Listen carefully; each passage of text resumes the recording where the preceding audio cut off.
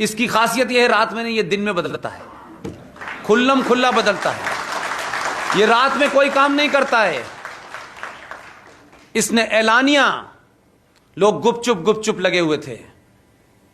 गुपचुप तो प्लानिंग होती है, कांड तो दिन में होता है। 370 खुल्लम खुल्ला हटाई, खुल्लम खुल्ला हटाई। इस इंतजाम के साथ उठाई कि सुप्रीम कोर्ट को भी यह समझ नहीं आ रहा कि अब इसके बारे में क्या करें। इसलिए कॉमा फुल स्टॉप कब लगाना है इसका ध्यान रखिए। उर्दू में, जो लोग उर्दू जानते हैं, उसमें एक अक्षर है जिसका रूप एक ही सा होता है। अक्षर का रूप एक होता है, उसे नुक्ता भी कहते हैं उर्दू में, और अंग्रेजी में पॉइंट कहते हैं, और हिंदी में बिंदी कहते हैं। एक अक्षर का पूरा आकार सेम होता है, उसमें नुक्ता लगा दीजिए। उसमें डॉट ऊपर लगाएंगे तो खुदा होगा, डॉट हट के नीचे लग गया तो जुदा हो जाता है। इसलिए ध्यान रखिए, कॉमा फुल स्टॉप सही जगह लगाइए। करोड़ से पहले लगाने हैं, 3 पॉइंट के बाद लगाने हैं, 5 पॉइंट के बाद लगाने हैं। आप बिजनेसमैन लोग हैं, गलत लगाएंगे तो ज्यादा पैसे चले जाएंगे। ऐलानिया उसने इंतजाम किया, 370 कैसे हटेगी बताया ही नहीं किसी को। सब लोग सुबह अच्छे अच्छे कपड़े पहन के घूम रहे थे। उसने कहा कि इंतजाम मैंने सिर्फ 2 ही लोग, उसको जानता था। उसकी पार्टी में भी बड़े बिरले लोग हैं, उनका इनको भी नहीं बताना है। कोई पता नहीं 40 साल से दिल्ली में ये बहक रहे थे। ये तो बेचारा गुजरात से नया नया गया था। उन्होंने कहा ये बहक रहे थे, कहीं ये बहक ना जाए। किसी को पता ही नहीं था। और जिनके वारिस 70 साल से सत्ता में थे, वो बार बार पीछे मुड़ के देख रहे थे कि ये भारतीय संसदीय इतिहास में पहली घटना थी। पता है क्या थी? सच बताइए, नहीं मालूम आपको?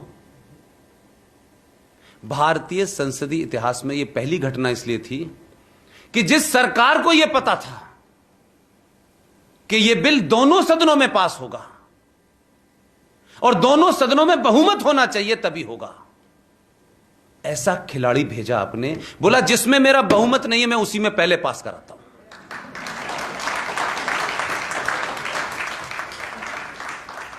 बहुत देर तक लोग सोच रहे ये हुआ क्या है। वो मुड़ मुड़ के देख रहे थे कहां गए वो लोग। वो जो 70 साल की पार्टी के वारिस थे वो ढूंढ रहे थे मेरे लोग कहां गए यार, हम तो बहुमत में हैं लेकिन हमारे लोग चले कहां गए।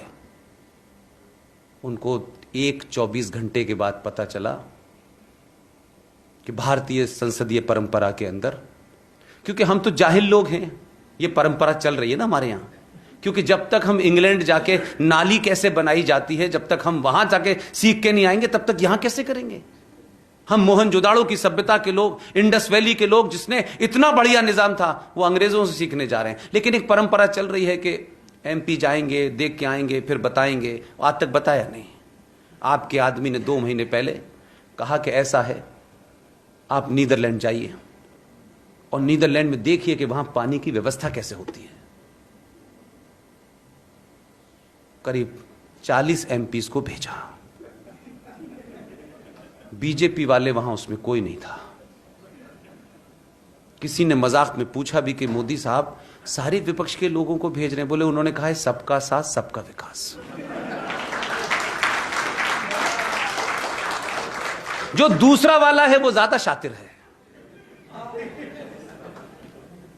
उसने उनकी नीदरलैंड से लौटने की उस दिन की टिकट कराई जिस दिन पार्लियामेंट के अंदर बिल लाना था। उस दिन तो वहां से फ्लाइट भी नहीं चलती थी। और जब बिल रखा, बहस हुई, तो वो जो 46 साल का युवा है वो ढूंढ रहा था कहां है मेरे एमपी, उसे पता ही नहीं था। 2 दिन बाद इतनी सुनाई उनको, बोला अब क्या फायदा है। उसने राज्यसभा में पहली बार बिल पास कराया जहां उस सरकार का बहुमत ही नहीं था। वहां तो 303 आपने भेजे हैं, तो फिर बात ही क्या थी। प्लानिंग गुप्त होती है, कांड खुले में होता है।